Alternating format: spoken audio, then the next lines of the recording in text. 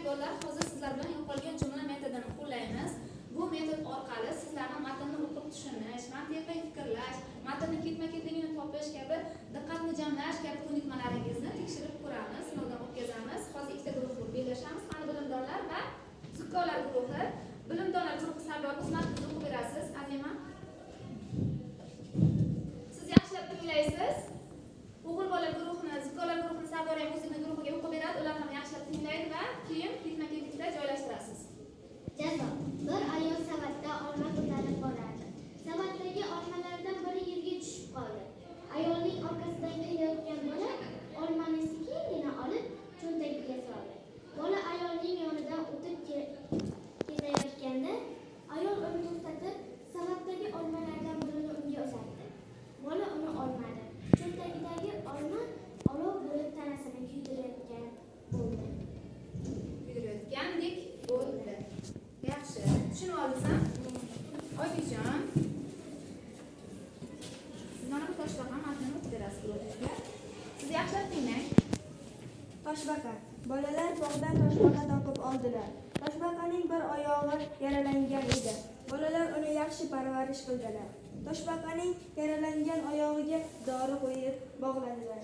Toshbaqaning oyog'i tez kunda tuzalib ketdi.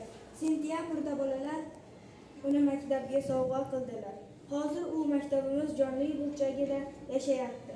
Tushunib oldingizmi bolalar? Endi mana o'tirib oling oyijon. Mana sizniki va mana sizning guruhingizniki. O'ylab, fikrlab topib, navbat bilan joylashtiring. Qani vaqt ketdi.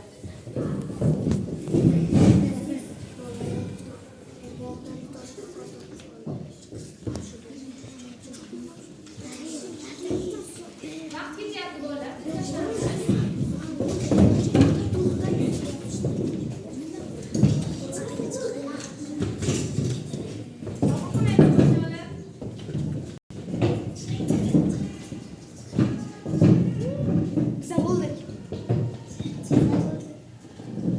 Demak, zukkolar guruhi birinchi bo'ldi.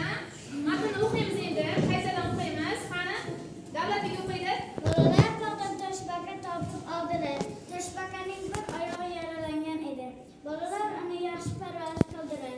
Toshbaqaning yaralangan oyog'iga dori qo'yib bog'ladilar. Toshbaqaning oyog'i tuzaldi.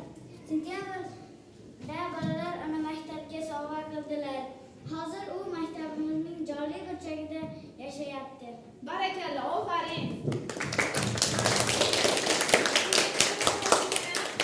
Marjona naturaga o'qiychi. Bir ayol savatda olma ko'tarib borar edi. Savatdagi olmalardan biri yerga tushib qoldi. Ayolning orqasidan kelayotgan bola olmani sekingina olib cho'ntagiga soldi. Bola ayolning yonidan o'tib ketayotganda ayol uni to'xtatib savatdagi olmalardan birini unga uzatdi. Bola olmadi. Cho'ntagidagi olma olov bo'lib tanasini kuydirayotgandek bo'ldi. Barakalla. Juda ham yaxshi o'zlashtiribsiz. Zukkolar guruhi g'olib bo'ldi hozirgi yo'qolgan jumlani top metodida o'rganamiz.